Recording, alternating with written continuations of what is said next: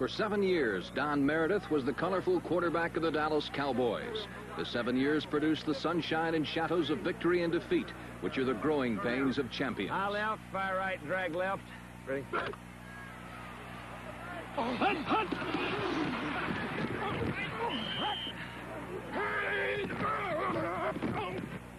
During the Meredith years, the Cowboys emerged from the shadows and became consistent winners.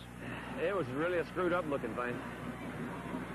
I didn't even know what to, yeah, I think they did. I think they missed it because I didn't know what to audible. Brown right, fire slant 34. Zone 2, ready? Flash left. Hunt, hunt!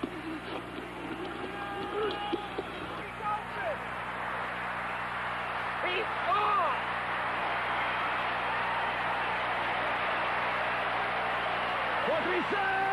Don Meredith left the Cotton Bowl for the last time a winner and left the Dallas Cowboys to fill the most important position in football. 1969 would be a rebuilding year, and the Cowboys would be a team in transition. The new general of the Cowboys was Craig Morton. Morton had patiently waited 4 years for his turn to come, and now it had arrived. The apprentice became the master craftsman. The preseason saw a complete renaissance of the Cowboy backfield. Besides Morton, there was Walt Garrison, who had replaced the retired Don Perkins, and rookie Calvin Hill, full of promise and destined for stardom.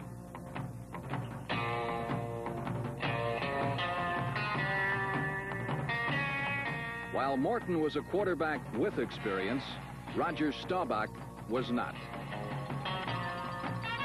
An injury to Morton forced the Cowboys to start Staubach, known as much for his running as his passing, in their first regular season game against the St. Louis Cardinals. In Game 1, the Cowboys relied on an old strength in the time-tested Dallas defense and demonstrated a new one in versatile rookie setback Calvin Hill.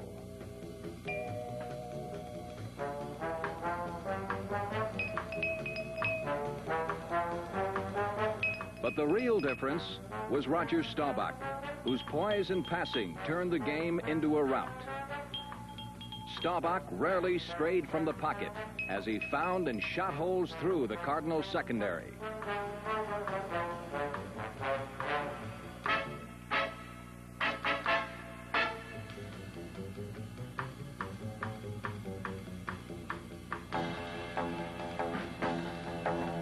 Dallas walked off with their first victory, 24-3. Though it was Roger Staubach's last start, it was not the last time he exhibited his varied skills. In his first year, Staubach showed professional precision as a passer. He was a runner, not a scrambler, who escaped danger in bold bursts of motion. In Staubach, Dallas found a valuable reserve for Craig Morton. The Cowboys went into their second game with Morton back at quarterback. Morton rarely passed against New Orleans, but contented himself with handing off to Calvin Hill, who scored 2 touchdowns as Dallas triumphed 21-17.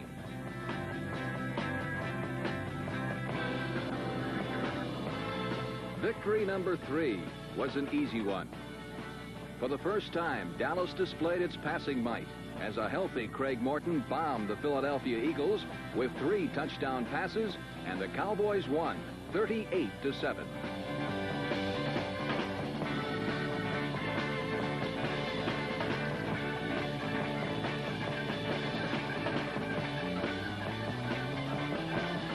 The next week in Atlanta, the Falcons separated Craig Morton's shoulder, but Dallas collected a bruising 24-17 win. On the 5th Sunday, Philadelphia came to Dallas. Once again, the Cowboys destroyed the Eagles through the air. After a 4 weeks absence, Bob Hayes returned to the lineup, and the rebuilt Dallas offense was finally intact and fully explosive.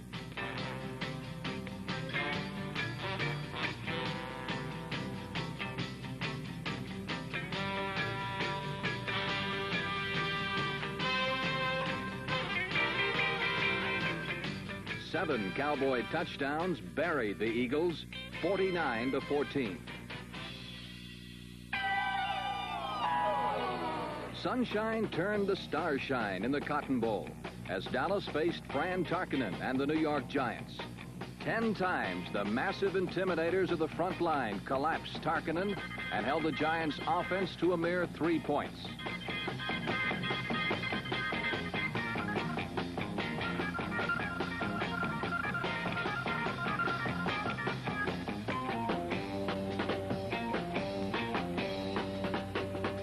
At game's end, a battered and beaten Tarkenton was fittingly drowned in his own end zone by the Dallas defense for a safety.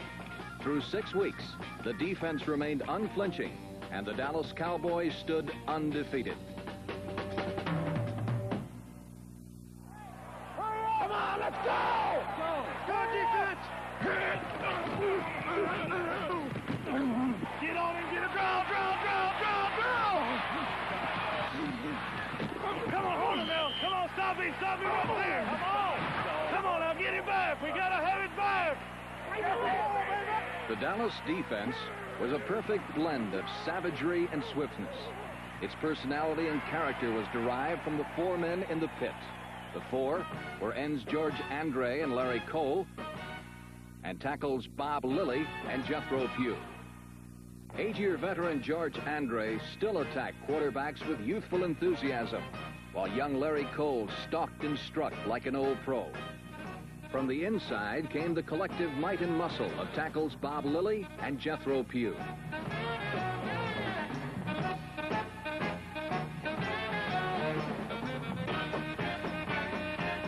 When Pugh was unable to play, he was replaced by Ron East, number 77, and the defense didn't miss a beat. Backing up the front 4 were 3 veteran linebackers. Number 52, Dave Edwards, patrolled one side, while All-Pro Chuck Howley, number 54, roamed from sideline to sideline on search and destroy missions.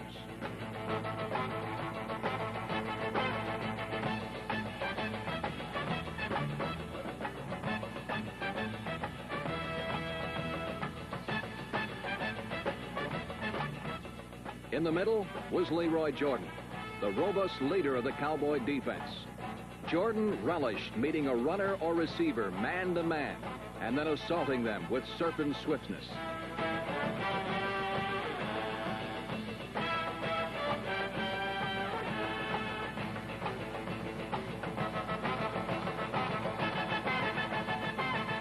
Behind the linebackers was the secondary. Their job is the toughest in pro football. Defensive backs must fuse the flowing grace of a receiver with the toughness of a middle linebacker. It is a position of persuasion and constant contact.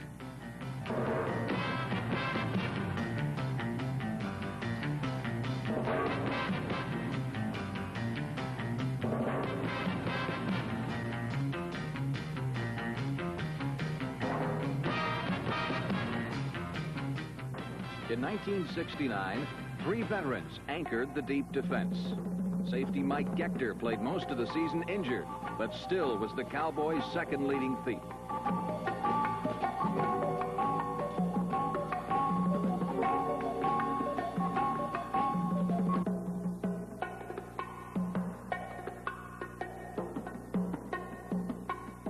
Cornerback Cornell Green was the Cowboys' best one-on-one defender, while All-Pro Mel Renfro played every position and intercepted more passes with more flair than anyone else in the NFL.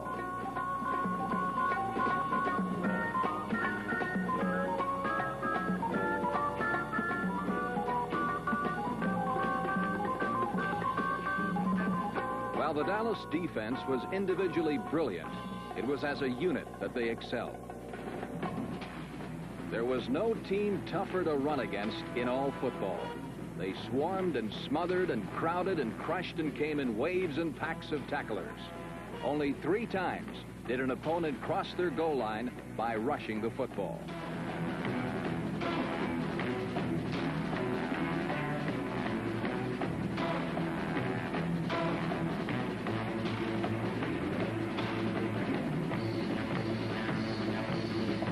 If the defense was tough on runners, they were tougher on quarterbacks. The Cowboys tackled quarterbacks more times for more yards lost than any other team in pro football.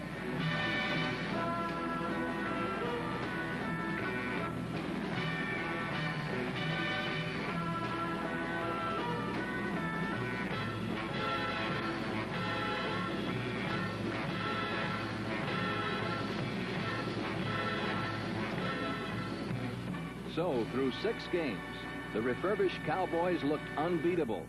But in the 7th, their bubble of invincibility was rudely burst by the Cleveland Browns. Browns quarterback Bill Nelson riddled the Cowboys secondary with quick strikes to Paul Warfield and exposed a weakness in the Dallas pass defense. Cleveland touchdowns came in bunches, and Dallas lost 42-10.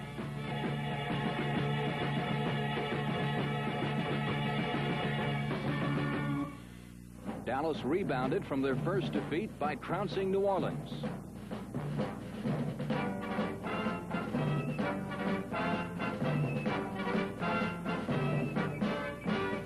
Craig Morton threw for 2 touchdowns, and Calvin Hill rushed for almost 100 yards in the second half alone. By now it was apparent to all of pro football that Hill was an extraordinary rookie.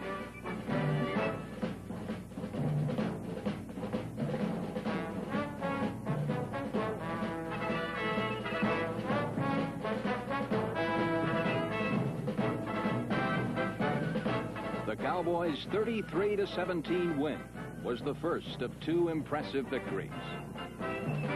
In Washington, Hill was responsible for victory number 8 as he rammed and bucked for 150 yards, and Dallas won 41-28.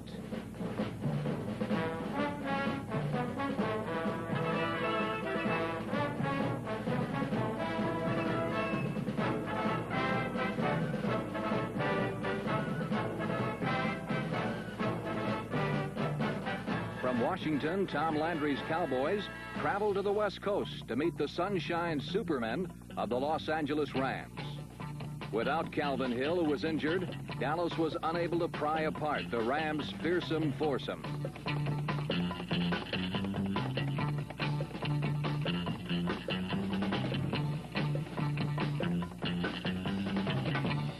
Because both teams were division leaders, the game had added luster. On offense, the Rams scored with startling suddenness, while Dallas touchdowns were the aftermath of deliberate, painstaking drives.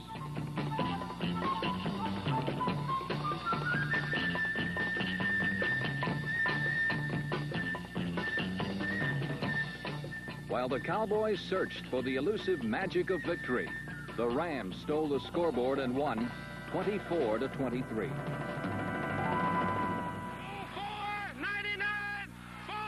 After the disheartening loss to Los Angeles, Dallas played uninspired football for the next 2 weeks. They managed a tie with the San Francisco 49ers, and then in Pittsburgh, they scrambled past the Steelers 10-7.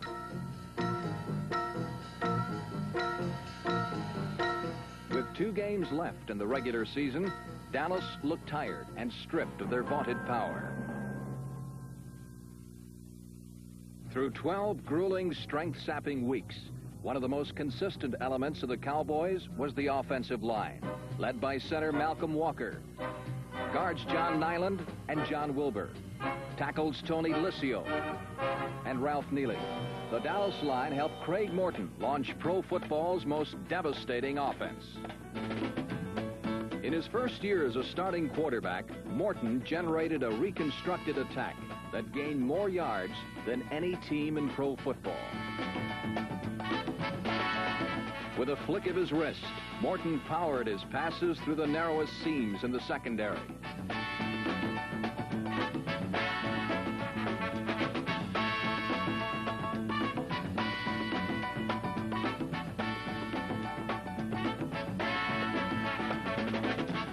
To a quarterback, courage is as much a part of the game as throwing touchdown passes.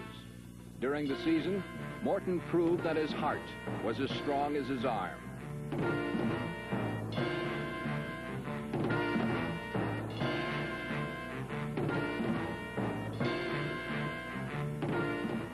Morton played much of 1969 crippled, but he endured the beatings, withstood the punishments, and came back throwing.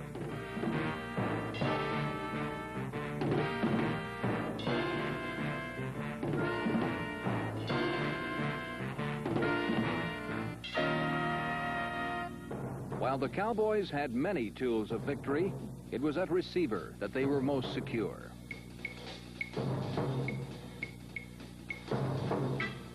Dallas had interchangeable tight ends in veterans Pettis Norman and Mike Ditka.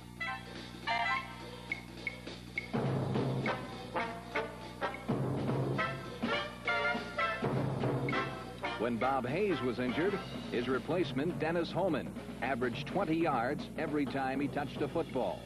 But only Bob Hayes can turn those 20 yards into 100 yards.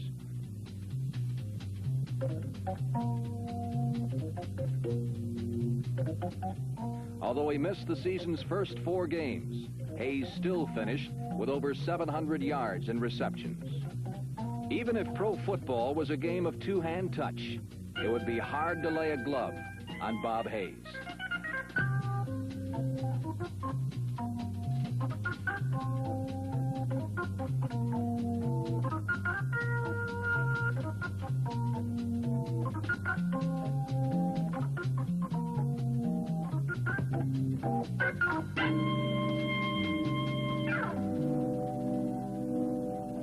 While Bob Hayes eluded capture with fluid bursts of speed, Lance Rensel shadowboxed with a defender until he escaped for that one fleeting moment of freedom.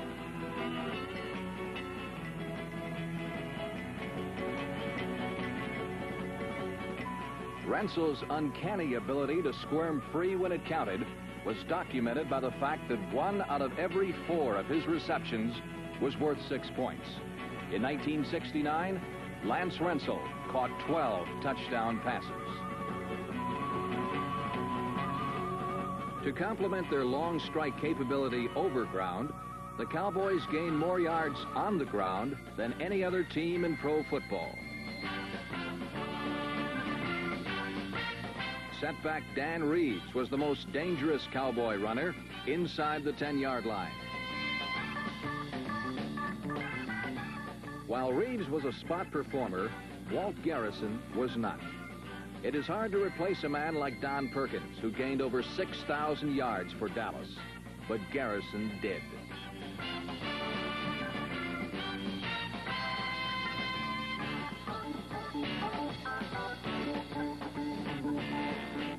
Garrison's Billy Goat butt and buck style of running accounted for over 800 yards rushing.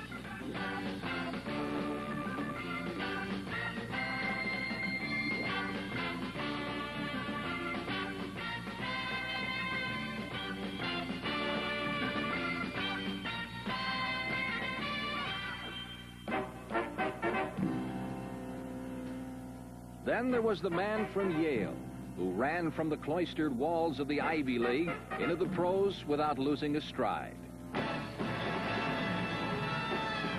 Unheralded but unstoppable, Calvin Hill became the most feared power-speed combination to hit the pros since Jimmy Brown. In a game of specialists, versatile Calvin Hill was a throwback to earlier eras because he ran, caught, and passed with equal ease.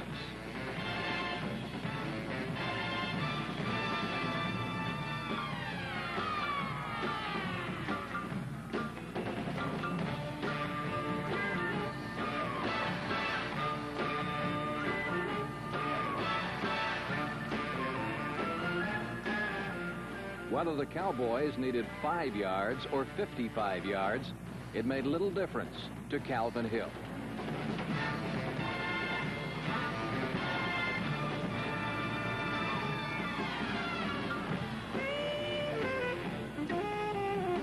"24 players were drafted ahead of Hill, but he was football's Rookie of the Year.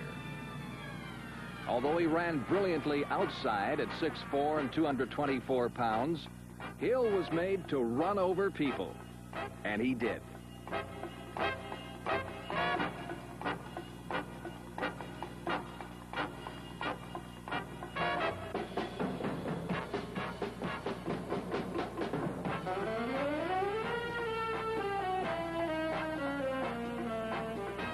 he didn't just run over tacklers.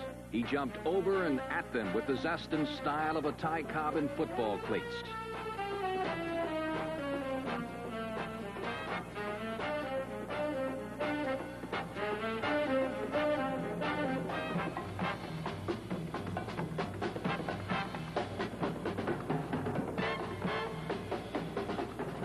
With Hill and their offense healthy again, the Dallas Cowboys met the Baltimore Colts in the 13th week. The defense limited Baltimore to 10 points and forced the old master Johnny Unitas into a day of errors.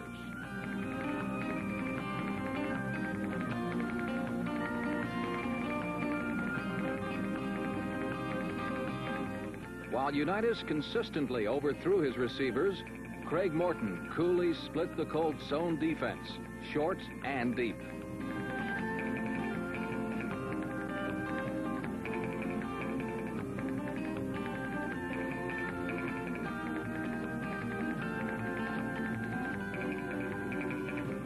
The 27-10 victory was the Cowboys' 10th of the year. Number 11 came against the Washington Redskins in the season's last game.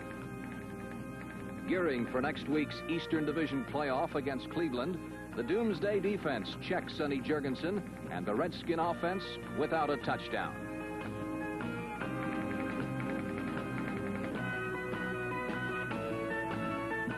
The rebuilt Dallas offense scored easily when it had to, and the Cowboys conquered Washington 20-10. It was 7 days to Sunday, a day when the Cowboys would know their renaissance was not yet complete.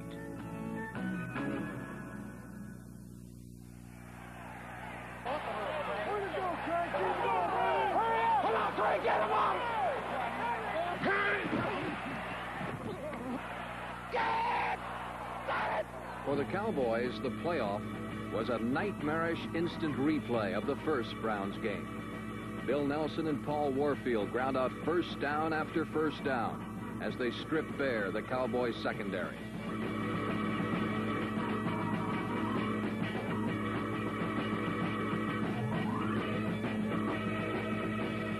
For the second straight year, Tom Landry watched Cleveland defeat his Cowboys for the Eastern Championship.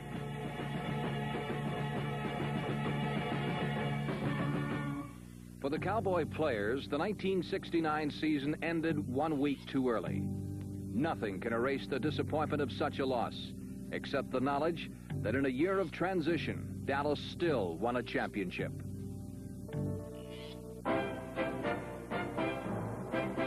The Cowboys enter the new decade with the brightness and dazzle of a freshly minted coin.